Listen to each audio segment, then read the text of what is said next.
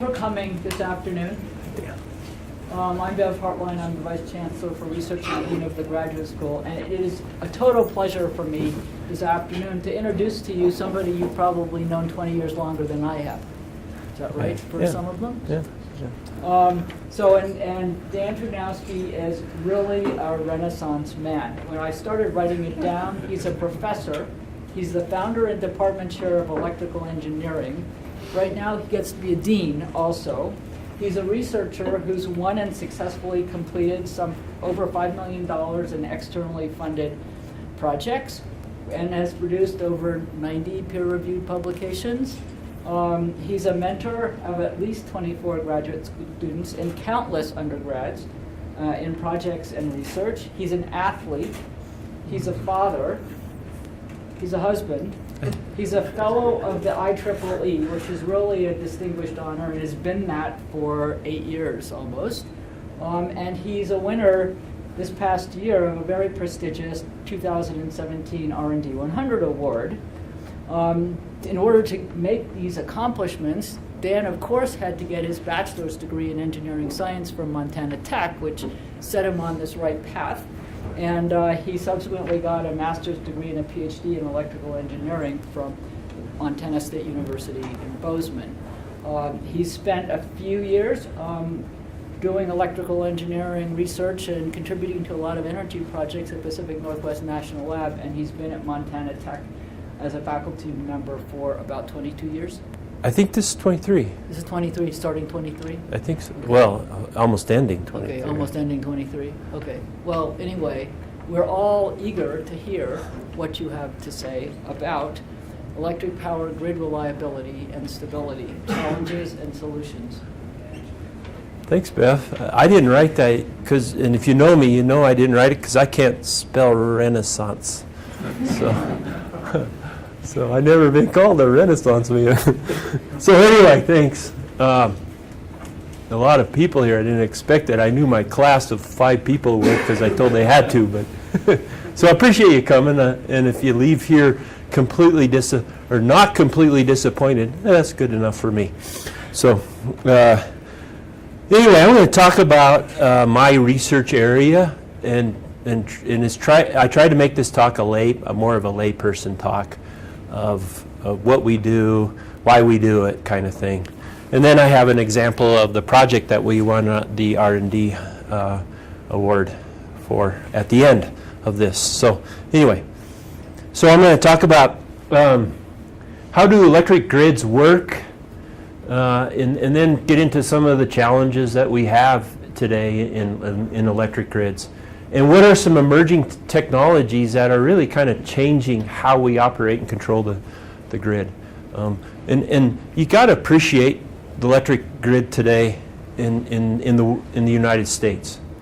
Our socioeconomic foundation, if you think about it in terms of technology, is energy. The electric grid is always there, and everything we have today in some way probably depends on that. It's amazing, and lay people don't really, especially young people, don't even, it's just assumed it's there.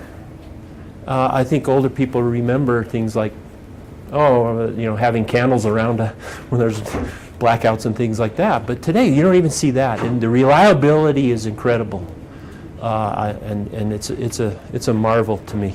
So I'm always excited to talk about. So the theory of what I talk about is all based on the Holy Hollyhocks. Michael, the foundation even came. So I have no money, Michael. So anyway, this conservation of energy is everything that I'll talk about. You only have to understand conservation of energy. So what is conservation of energy? I don't know how to say it other than the energy contained in some system has to go somewhere. Okay? So it can't be lost. It has to go somewhere. And it's manifested, Newton's laws of motion and Kirchhoff's laws of electricity. Those are the laws. And I'm going to emphasize because a lot of legislative things occur in electric power. And Washington, D.C. can't change the laws. So anyway, that will be the foundation of everything I'll talk about. I have to I'm going to use a language as I talk, maybe. I'll say things more because I'm not used to talking to this audience, right? So I try to make a slide of terms, if you will. There's this we distinguish between the transmission grid and the distribution grid. And it's really, the transmission, we call it the bulk transmission, the backbone. It's the high voltage system. It's the highest, in our western United States, it's 500 kV, maybe the 230 kV component of it, kilovolts, 500,000 volts, don't touch it. That's the big towers you see, when you drive around. And how it's managed is much different than the distribution, which would be, say, 1,500 kV, or, all the way down to your house. So once it comes to a substation, say, at Montana, the bottom of Montana Street there, as it leaves, when I say at the lower voltage, it's managed much differently than the high voltage. I'm going to talk about the backbone more than the distribution. Even though they're the same circuit, they're very different. The goals are different. The distribution goal is to serve the load. The transmission goal is to keep the world together. When I see Joanne here, I think I owe you money now, too. So it's like, what are you expecting? Okay? So anyway, reliability in the transmission, it's all about keeping the circuit together. It doesn't fall apart. And there's two ways, kind of physics, it falls apart. What we call the synchronism, and I'm going to focus on more on that, and one's called voltage stability, which is another mechanism. I won't talk about it much. Synchronism is more important. And I'll try to explain synchronism.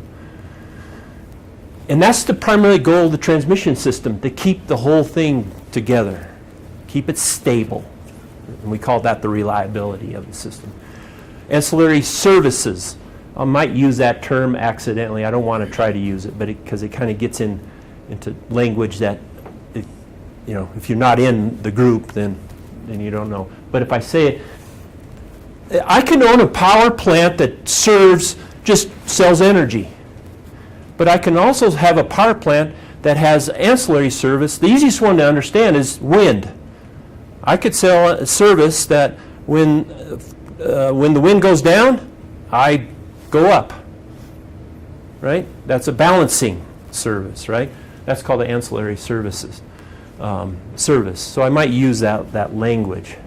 And these are kind of terms we often use, spinning reserve and things like that. Then there's protection. Protection is all about protecting the power grid, not people. Contrary to what people might think, the electric power industry has no standards to protect people. If you get electrocuted, that's your fault, right? But it's the protection system designed to protect the system.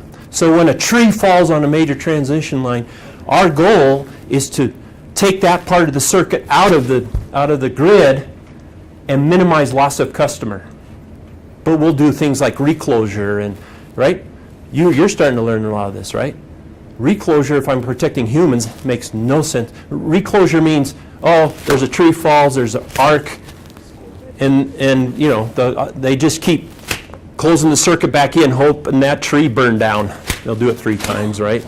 Stuff like that. And I've heard stories, and I'll tell one. I can't remember where it was. It's an island somewhere. Matt Donnelly was working on this project, and he's not here. I wish he was, because I can't remember where it was. But it was a sailboat that went in and hit a power line. The mast hit a power line, and it was aluminum sail mast, and welded into the line, right? Arced and welded in the line. And they kept reclosing it over and over until they cooked the boat pretty much, because that boat was grounded. Fortunately, no one died. They jumped out of the boat. But they reclosed it for like 10 minutes. They just kept doing it manually. Well, it's got to melt sooner or later. They don't see it, right? They're in the control center.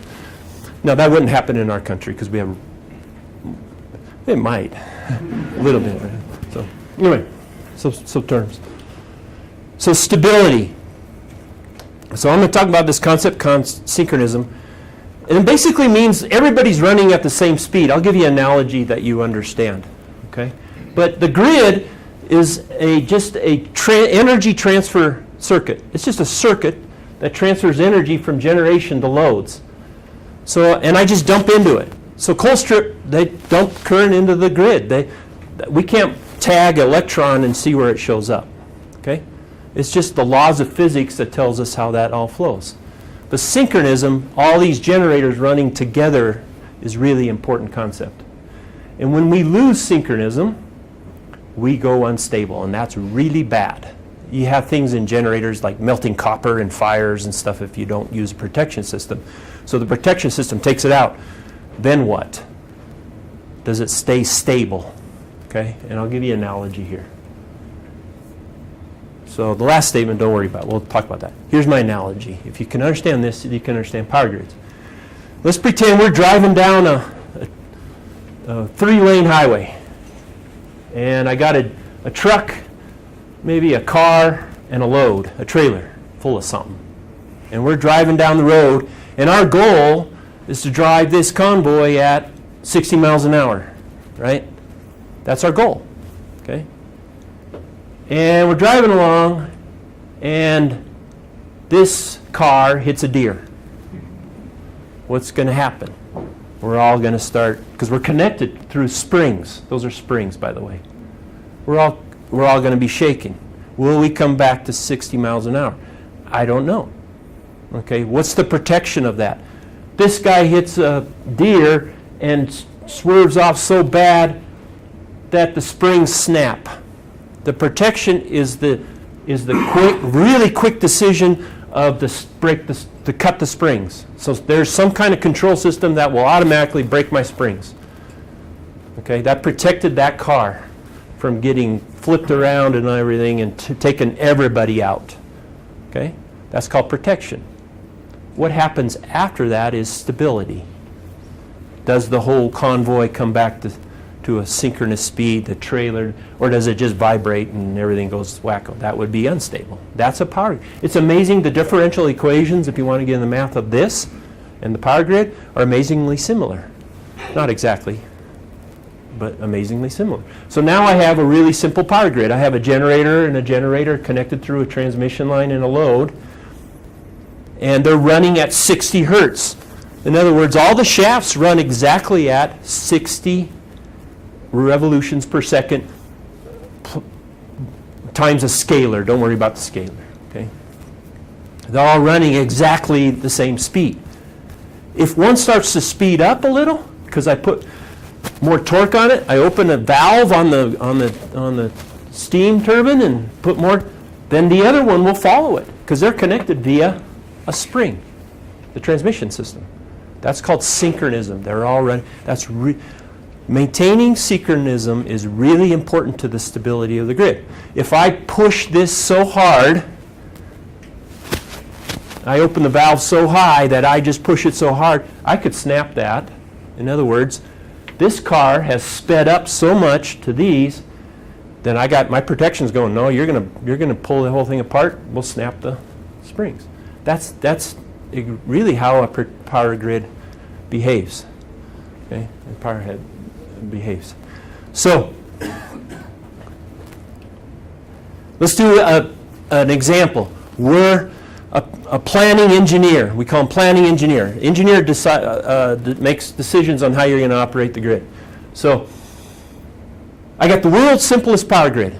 I got a generator, 2 transmission lines in parallel into just a giant sink.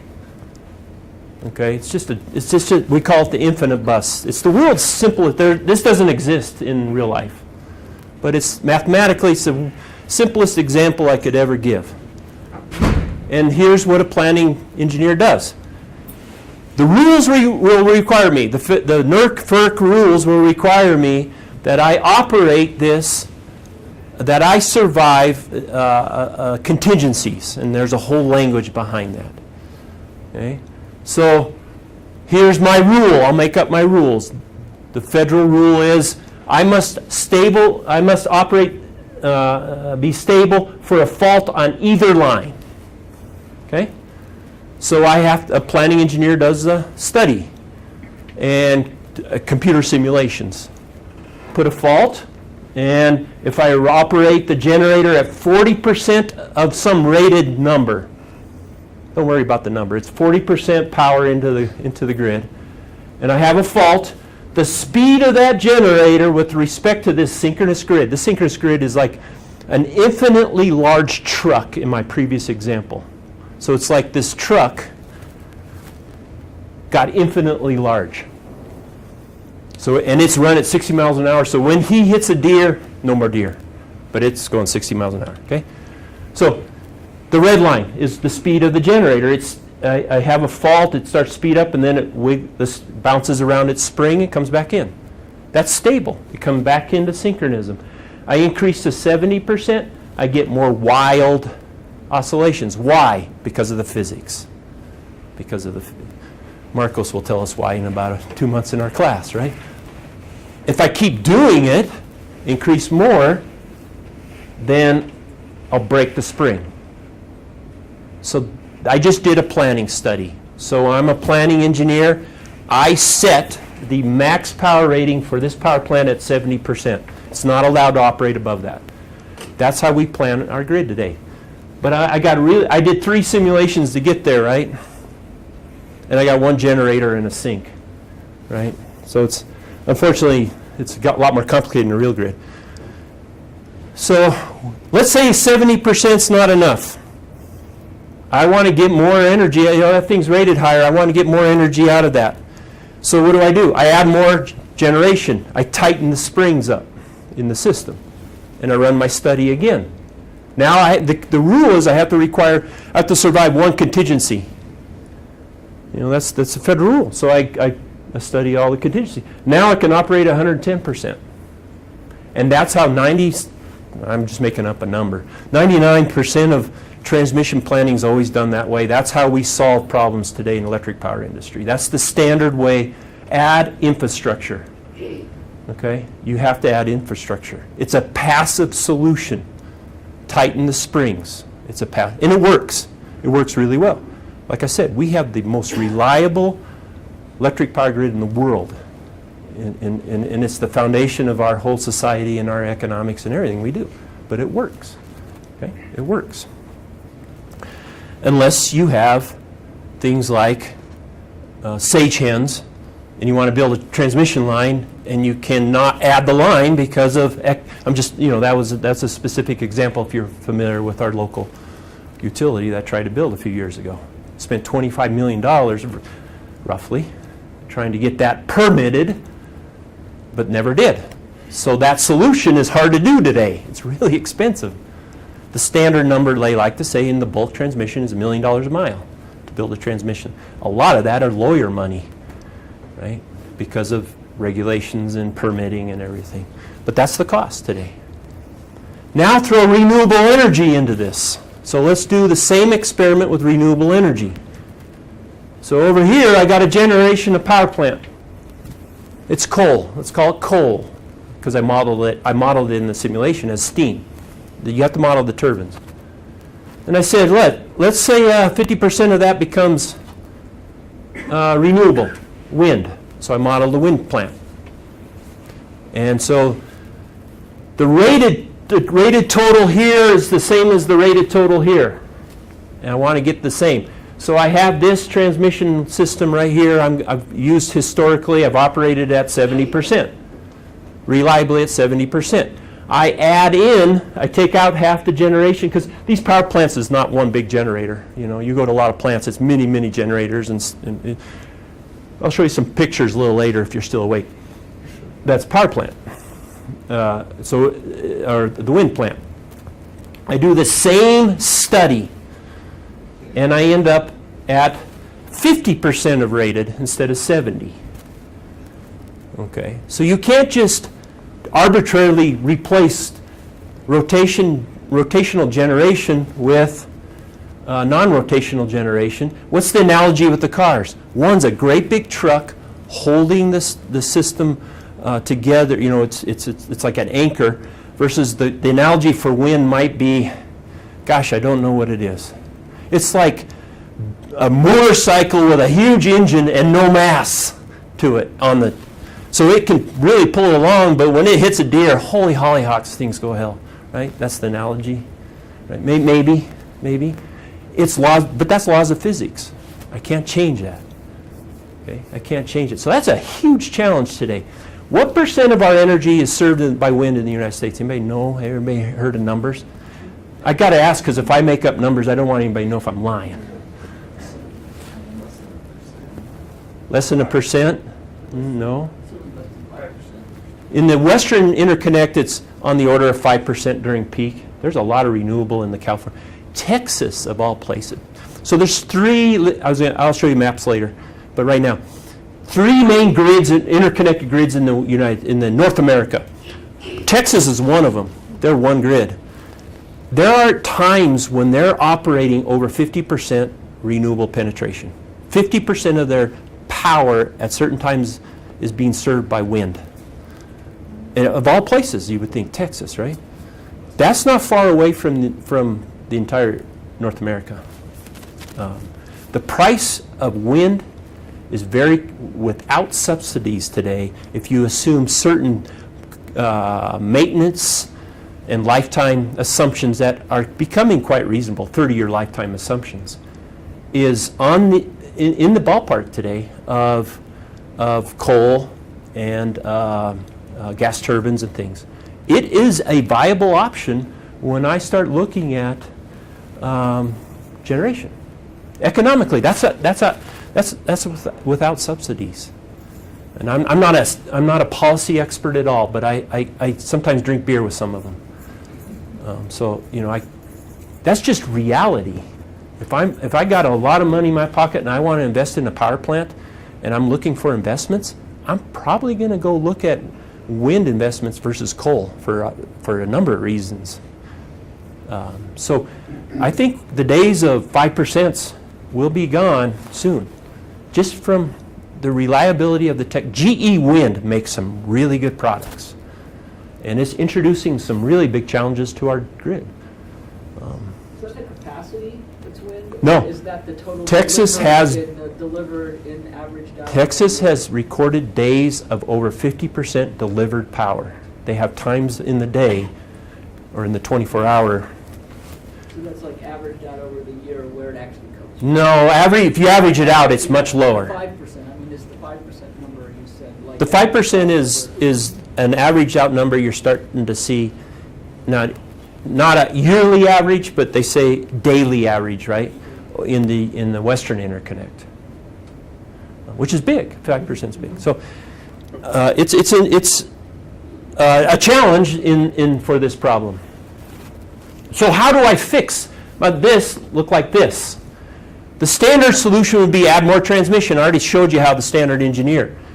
But there are a lot of easy solutions that we don't study today that we're starting to look at in the industry. And I'll give you a really simple one for this. This is an actual power plant, by the way. I'm not going to tell you where it's at.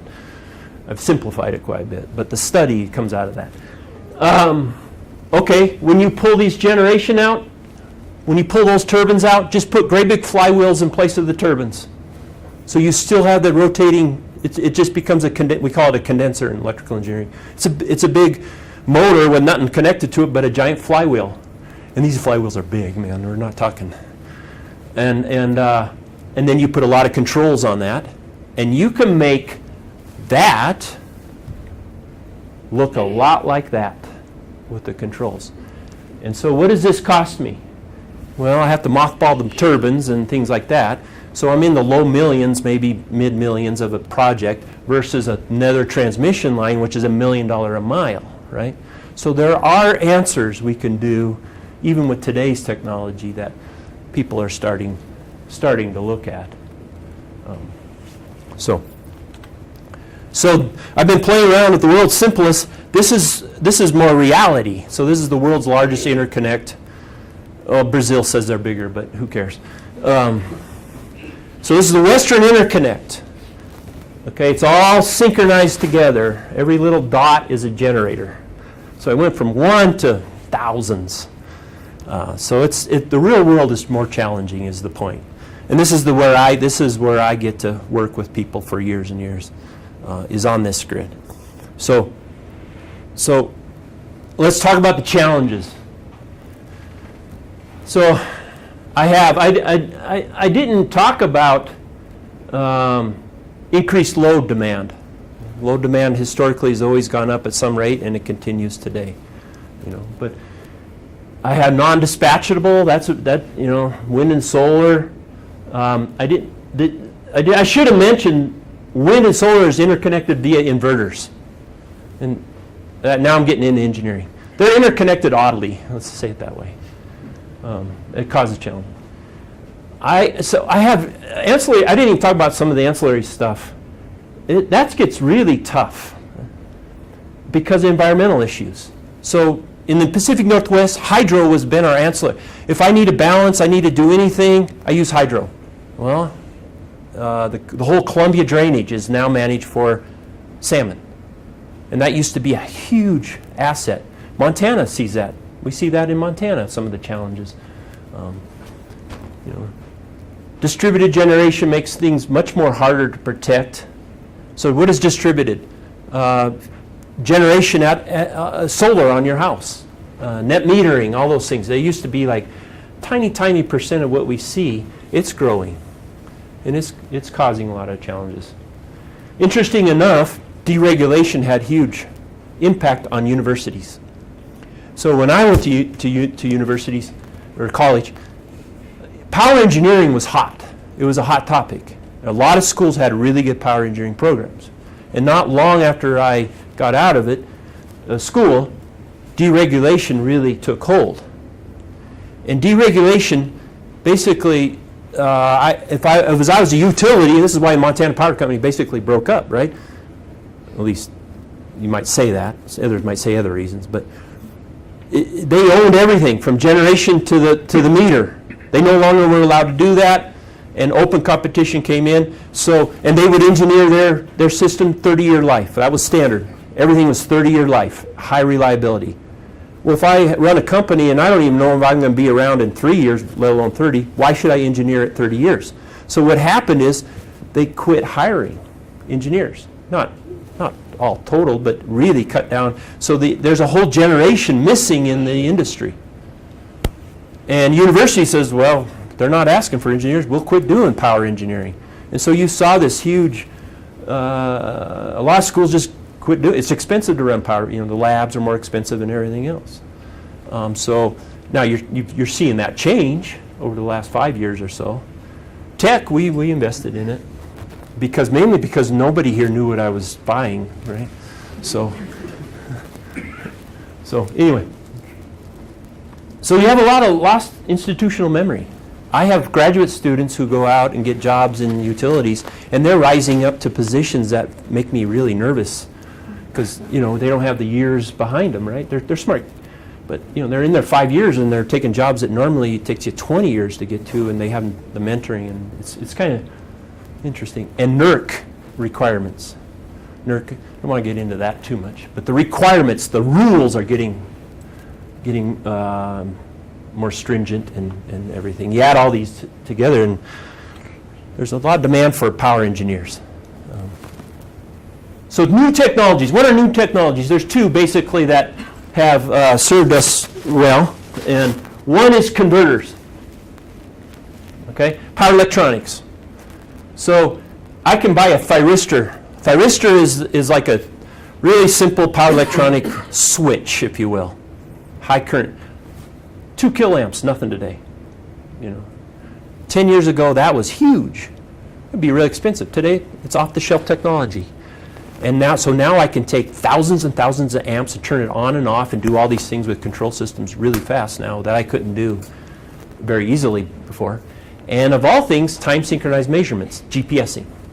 So I can measure voltage in California, Southern California and Montana, and GPS time them within 1 microsecond. And the networks, there's been a lot of investment in the networks, and I could communicate it within 50 milliseconds anywhere in the system. And that network's really reliable.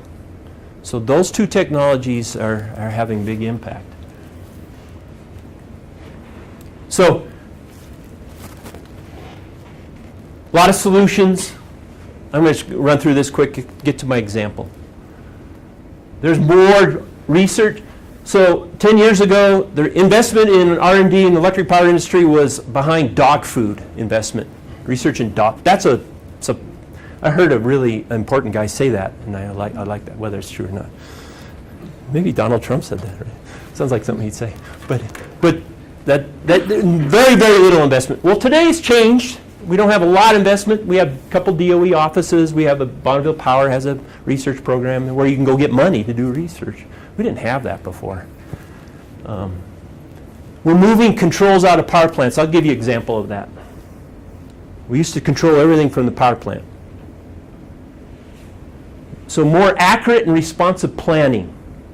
We used to do planning, and it took us 6 months to plan, and then we'd be done. Now they do like daily planning and real-time planning and all these things. New analysis tools. This is an area that Matt Donnelly's really came up with a lot of new ideas and is working on. So if I want to simulate a power grid today, I can accurately simulate it over about 3 minutes. After that, the simulation tools fall apart. They're not accurate and all these things. But a lot of the challenge is like a wind ramp. I can't simulate how a wind ramp is going to impact the grid. I'm doing a ramp and I have a big fault during the ramp and all. I can't do that. It's piecemeal today. So what happens? I end up operating the grid really conservatively to avoid unstable conditions. So we're working on, that's one of our projects, big research areas, is to build these simulation tools that can go 3-4 hours. A lot of the humans are not in the control loop anymore. It's automated, it's a hard problem to do. And then, so let me give you the example of, this is the project we won this R&D thing on. So I already talked about, this is the Western Interconnect. So there's a map that Pacific Northwest National Lab built once. It's a map. If you're a generator, you're a mountain. If you're a load, if you consume energy, you're a valley. And this thing looks like Mount Everest in here and a funnel right here. All our energy just goes right because of the high density population in this part of the country. And a lot of generation more in this part, actually up in here too. So so a lot of energy. This is called the donut. This is called the donut. And the west side of the donut is the main transmission path for the large component of our energy. So 6,000 gigawatts. So that's big. That's cool. 100 megawatts serves 100,000 people. That's a good number. So Montana at its peak is a gigawatt, to give you an idea. So this is about a 6 gigawatt AC, and then we have a DC. This little tiny orange line is a DC line. It's not AC. That transfers energy at today over 3 gigawatts. So DC is amazing, and we can do that today because of the converter technology. So it's completely isolated from the synchronous part. And I can make the power be whatever I want within 50 milliseconds. I can go from 3,000 megawatts to 4 megawatts in 50 milliseconds, which if you're a geek, you're going, holy shit. Think about that. That's a lot of energy to switch. And we can do it routinely today. So that's where it's like, how can we take advantage of that? Controls. Because today they just set it at 2,500 megawatts. We'll keep it there for the next half hour and then we'll ramp up because wind is coming. The peak is actually on that corridor now is at about 6 p.m. because all the solar in the sun's going down in Southern California and they got a lot of solar, but everybody's going home to cook dinner. So so we're going to take advantage of that. We're going to try. This corridor is really stability limited today. We call it the COI, California-Oregon Intertie, and there's only, this is actually 2 lines in parallel on the AC. The DC is in parallel with it. That's where we go unstable. in the western grid. That's the bottleneck in the entire western United States grid. So here's a normal event. I showed, think of the cars, they're all glued together with springs. You're going to hit deer all the time. It's unavoidable, right? Lightning strikes, all these things happen. This is probably this kind of event happens every day. This is one of those AC coil lines. 1,300 megawatts, you're just wiggling around in the noise. Boom, something happens. Think of the car, got cut by the protection, the whole thing's shaken, and everything comes back. And that's a normal event. Happens at least once or twice every day. This is a bad one. This isn't many years ago, but it's the only one public that.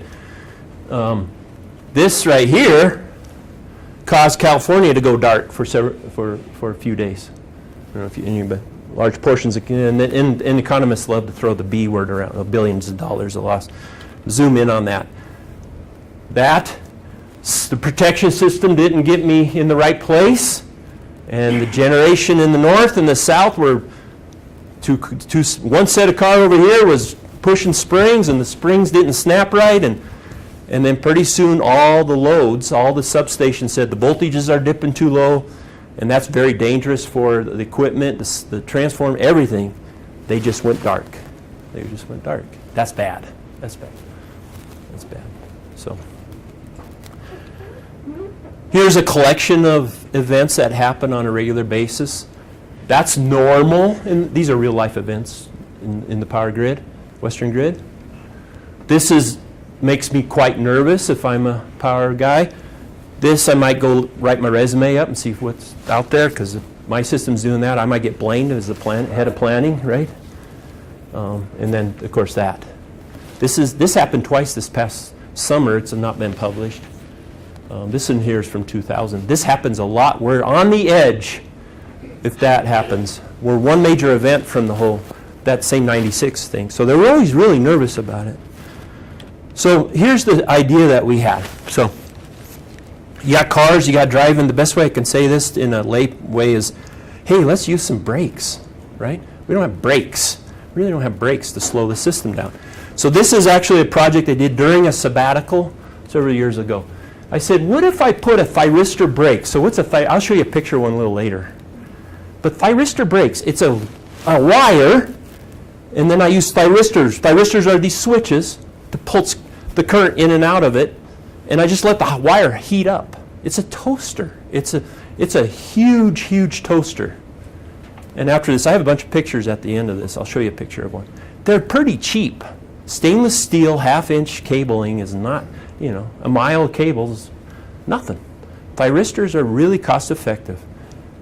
I can make brakes anywhere. So that's kind of what I've been advocating. Let's put brakes. I'm trying to find places to put brakes. Okay? And these things exist. They're just not used for controls. They usually use breakers to bring them in and out. Use thyristors. Adds $1 million to your design. It's nothing compared to the cost. And then you got the DC line. And then what I proposed, they actually tried a variation of this in the 70s, and it did not work. And the reason, so that's primarily what I tried to understand during my sabbatical is, why didn't it work? So I went back to the guy who worked on it, who happened to be my first boss, and I spent 6 months with him and just simulating and analyzing. And I was able to show him and convince him that it didn't work. And he carried a lot of weight, even though he's retired. If he said my idea was good, then I knew I could get a nice grant proposed or funded. And so basically, we just measured the speed up here. We measured the speed down here of the system. And if they're going against each other, I pulse power on the DC line anti-phase. That's a simplified version of it. Okay? If they're slowing down more here than here, I pulse power down that way, or I pulse power that way. So it's a pretty simple control system. But the key is I have to measure stuff a long ways away from each other and do this within 50 milliseconds. That's the key. And the technology never existed before. Well, now we have the network system. It's sitting there and it's not being used much because they built it and they shall come, was the attitude. And so we built. So here's a simulation that we did. We said, hey, I modulate the DC line plus or minus 50 megawatts. Remember, this thing carries 3,000 megawatts. 50 is down in the noise. So the operators are like, sure, we don't care if you jump it around a little bit. and then we pulse the brakes just at the right time, right? A couple 100 megawatt brake. That's not very, very big. This is about a ballparking, a $5 million solution, right? Just ballparking. And this is what we were able to do with the COI. This is simulation. It was rated at 3,500 megawatts. That's how much energy power they could get down to California. Okay. Well, with this, if they went up to 5,000, that's really where they want to be. They actually want to be higher. 7,000 is when you get into sag problems on lines, the heating problems on lines. That's the theoretical limit. Is you put so much current in your lines, they start to sag. Okay. So we were able to get a couple thousand megawatts out of this thing with this control system. The red is with the control system on. The black, this is a simulation. It's not real life. This is just a simulation. So this is a project we did over about a year to convince them to try it. And so it kind of worked. So that turned into a big project that we've been doing now for several years, and that's what we won this. So this is kind of what we're doing today on this thing. This is where when I say we, Sandia National Labs, they had this, the theory of that is really easy. Actually building it is way beyond a professor and some grad students and things like that. You need someone who's built some major control systems and GPSing and all that stuff. And Sandia had the capability to do that. So we partnered with Sandia. And this is what we do today. So we couldn't measure all the way from the north to the south. That was the first thing we couldn't do. The network didn't work very well. It's not mature enough, but we could go halfway down. So we measured the frequency or speed, if you will, the speed of the cars here and the speed of the cars here, subtract them, do a bunch of math on them, and then change the pulse of the DC line. This is the DC, and we do it over and over. Every 50 milliseconds, we're doing this over and over and over and over. So it's a feedback controller that just operates. Okay? And that's a picture of what it installed there. So we installed it. It's been 5 years of testing every little thing. I mean, there's a lot to it that I'm not going to get into. There's a lot. There's probably been 4 or 5 graduate students. One PhD student did a part, and 4 or 5 masters, and several blah, blah, blah, blah, blah. And this is what we got. So we've done the tests many times. So this is the power on the COI, on the test date, September 28th for this test. We've done many tests. And we cause a major fault. And I'm hoping you're going, how did they do that? Because to get a major fault, you have to take a major, so I'll show you. It's really neat. We cause a fault, if you will, a disturbance, and you get the red is where the grid is today. It's in a safe condition, that's pretty safe. But we're able to do the black. And that one plot right there, just it followed the simulation results and all that really closely. And that's, in our R&D 100 award, we submitted that plot with 2 paragraphs. And if you really understood it, and you're going, holy crap, because you know it really means that. A couple thousand megawatts. And that's a couple of 500 kV transmission lines over how many hundreds of miles, that's billions of dollars of savings that you could potentially get at. Now, are they going to really churn it up? It'll take them 10 years to really get to where they trust it. Power industry is really slow. So anyway, I'll show you pictures, a few pictures. That's the substation where we work. So this is a parking lot to give you scale. It's a car. This is John Day Dam. So this is not far from Portland on the Columbia River. This is the substation there. And these are, on the other side of these buildings, these are the new buildings, are the largest transformers in the United States. I mean, this place is, if you're a power engineer, you walk in there, it's amazing. It's really amazing. But that's where our controller sits. That's the converter of the north. This is the thyristor banks. So you're looking at about a 40-foot view there to give you an idea. So John Morrison would understand. That's a big converter, right? Big converter. So it was a $500 million upgrade to do this, build it. Not our controller. But to build the new substation they built 2 years ago enabled us to do this. That's how we initiate faults into the grid. So this is called the Chief Joe break. It has existed actually for several decades now. And it's a toaster. So it's a 3-phase. Each of these cables is a stainless steel cable with a weight at the bottom that goes up, and they just switch it in and out and heat up the cables, and that's how you initiate a fault. You do a half-second pulse, 1,400 megawatt. So think about it. That's like everybody in Montana plus half of Idaho turning everything off at the same time for half, and then everything back on. And what's really cool, I don't know if I'll say it. I don't care. Sometimes falcons build nests up there. And when they energize it, because it makes the EMF, and there's no more falcons. They probably didn't want anybody to know that. That's it's cool. Oh, that's our Sandia group. So that's a bunch of geeks. That's Matt Donnelly. The rest are Sandia guys. There. Okay, I'm done. So, yeah, I hope you learned something. I think this is right. I work with NERC quite a bit. NERC is an interesting body. They have bodies of, technical committees and stuff. And you take something from the technical committee to the technical committees don't vote on the new laws, right? And trying to explain those, and it's an interesting process. So I'm done.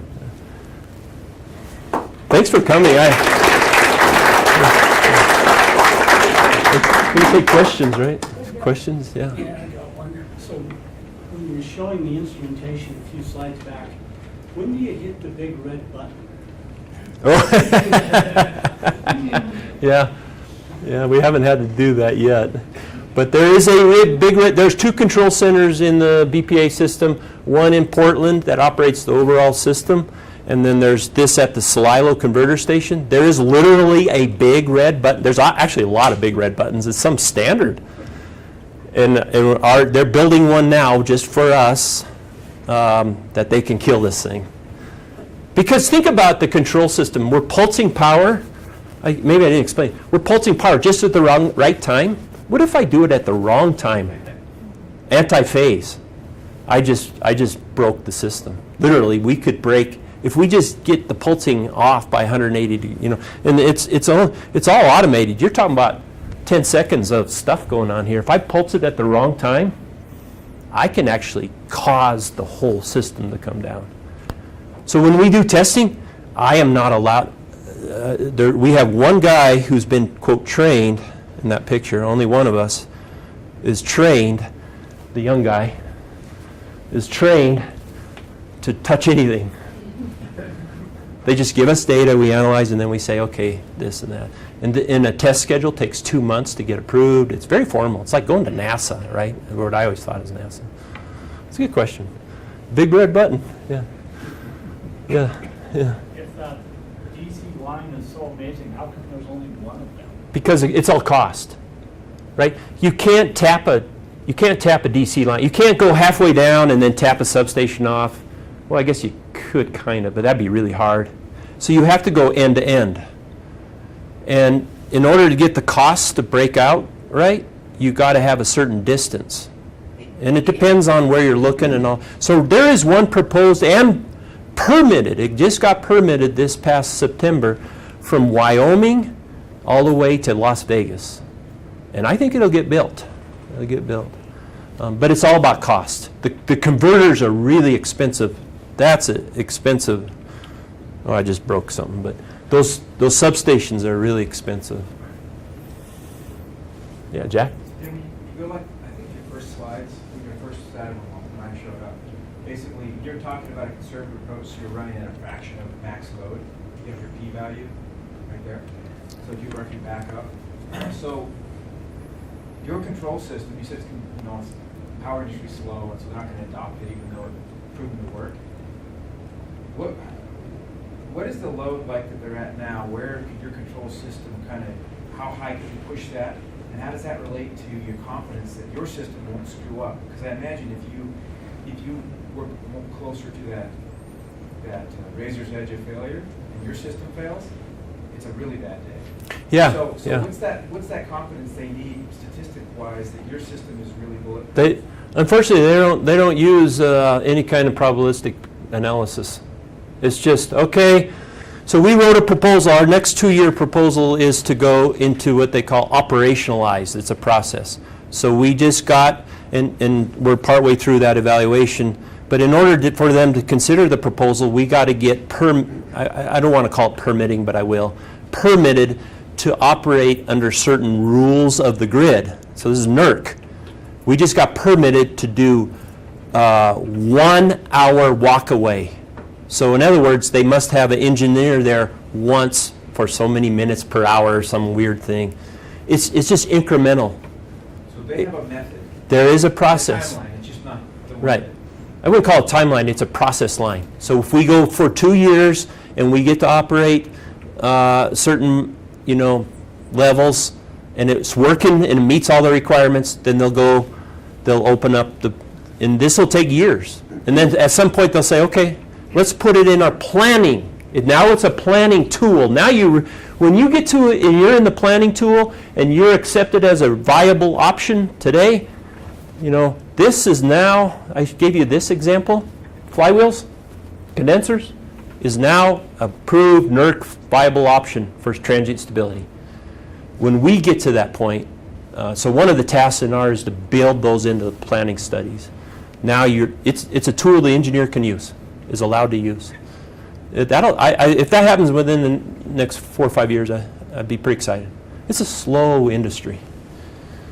Yeah, right. What's been the most rewarding part of your travels with the research and all the people you work with, the students, etc.?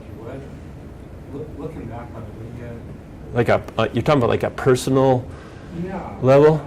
Oh, I don't know. It's just fun work, These are really, these are fun people.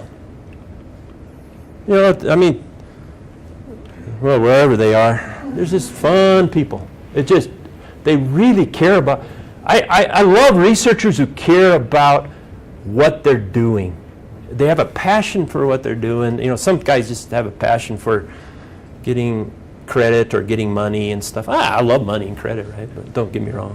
But these guys really, they're geeks.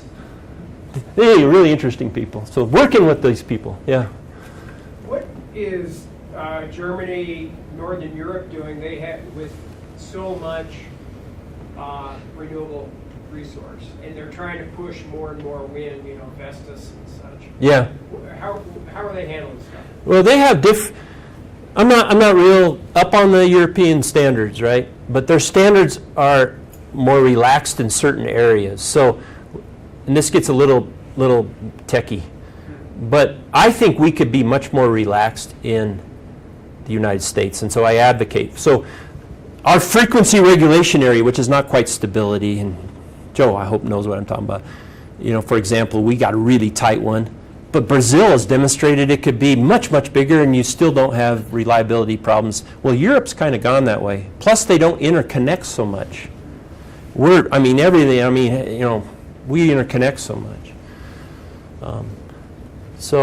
But this technology, this particular one, no, you don't see the DC and those guys. China's doing this, I think, but I can't. I had a Chinese grad student for a while, and he'd tell me, I'd say, look at this paper there, and he goes, no, they're not really doing that. They're just lying.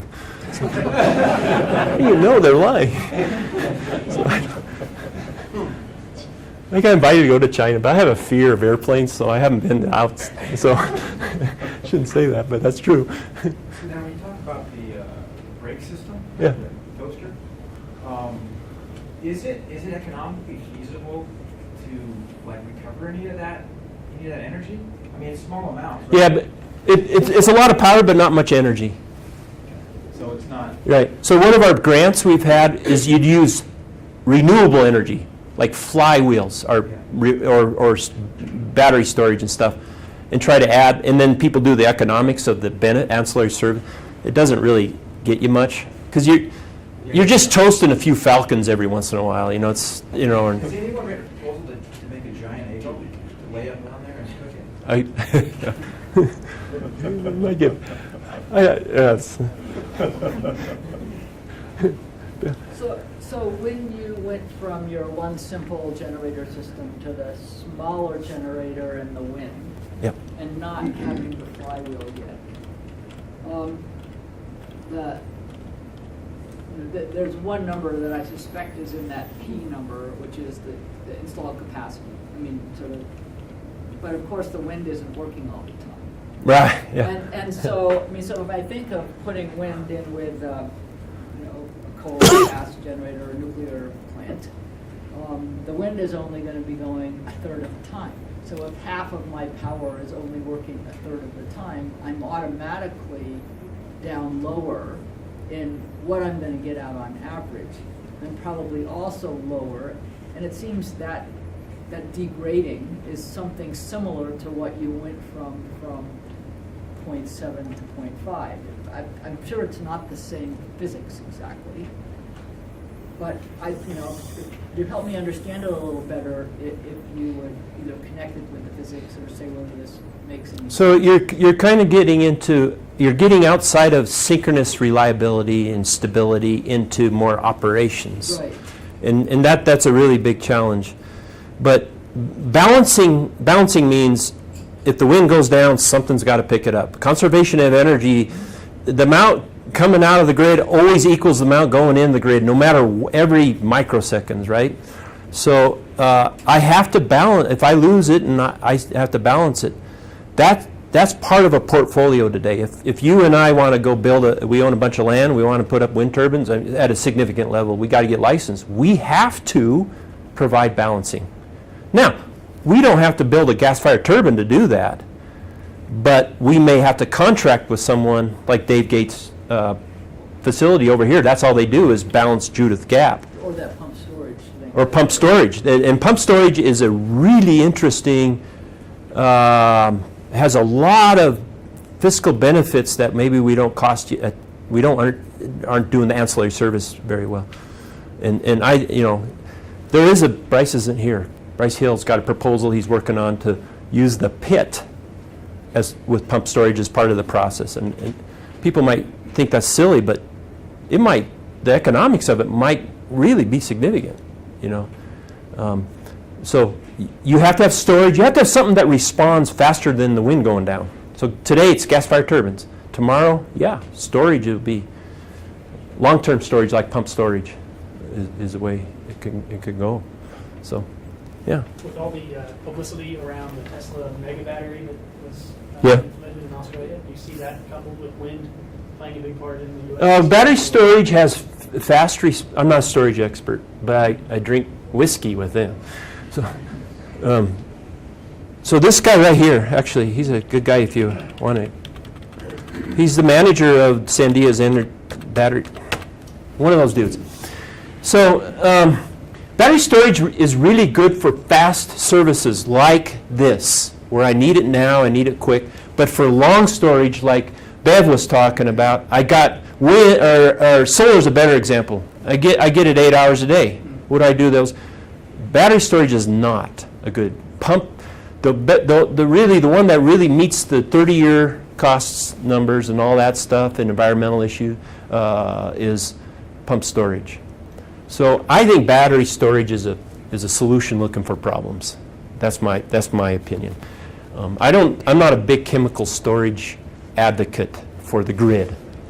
I think the costs, the environmental issues, we're talking about, you know, a lot of energy. So I got battery facilities as big as this whole building. 10 years after I built, what the heck do I do now? You know, those kinds of problems come in. Not to say the batteries are bad, but for this application. Stuff. Flywheels, on the other hand. Hey, go ahead. You're talking about having just a single fault that you are dealing with there. When a single fault occurs, that puts a lot of stress on the grid and on power plants and things like this, rotating machinery and such, I would expect. Yeah. does that often cause secondary faults due to the stress put on the grid because of the primary fault? So, yeah, that, they call that cascading. It's not so much the generation, the protection systems will keep the generation equipment safe. But cascading outages are really, you'll notice my one real life 1996, that's a cascading. You can see a major event here, and there's actually more as we go along. And it cascaded, one caused the next, caused the next, caused the next. We had under voltage settings and, yep. And coordination of protection, that's the other thing about this big network I've talked about. Coordinating all that better is one of the goals of the power grid, the protection side of it. I suppose all that has to be modeled as well. Yep, you have to model, the models are very sophisticated, computer models are extremely sophisticated. And they're managed by a body called the Western Energy Coordinating Council. It's very formal, there's a whole governance behind the model itself. I mean, there's 30 engineers who spend full time every day working on the models and all the parts. So thanks, Dan. Thanks. So I want to let everyone